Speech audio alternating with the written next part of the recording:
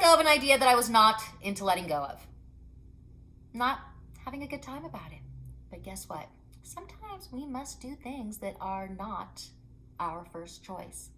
I'm going to talk to you about willingness to let go of ideas and how that can really enhance one's happiness and creative flow. My name is Ellie Venn. I am a self-proclaimed Groovalutionary. If you will please hit the subscribe button and the notification bell, then we can talk about it when we return.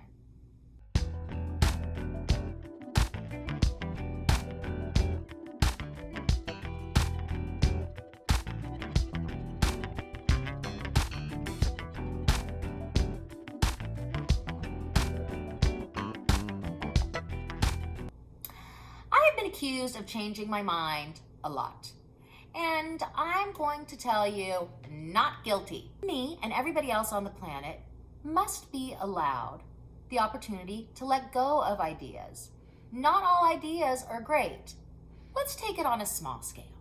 I would love to have some duck confit for lunch. Well, guess what? That takes like 500 years to make, and so that's not going to happen. I'm going to have to be happy with my salad.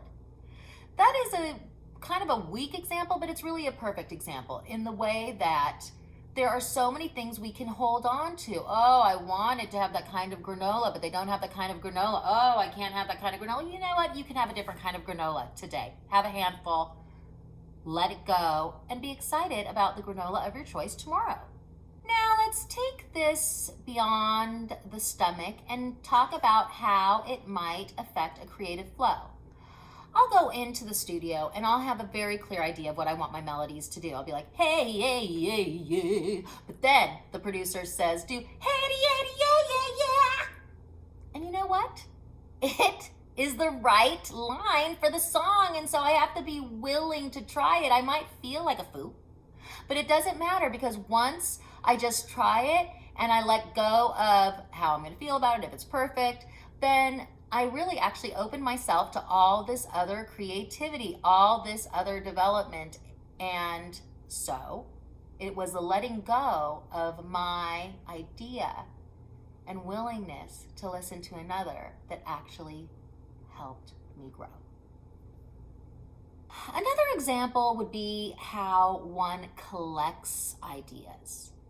I love to collect ideas because guess what? You can discard the ones that are less meaningful. I have an ongoing list on my notes, and I just write down little taglines of things that are going to bring me back to where I want to go. And oftentimes a list of 20 will really end up resulting in a list of 5. That could be 5 lyrics, it could be 5 vlogs, it could be 5 short story ideas. But the idea is that ideas, brainstorm. Brainstorming is all about getting it out. It serves as a therapeutic way of getting out all the ideas, and it leads you to happy accidents.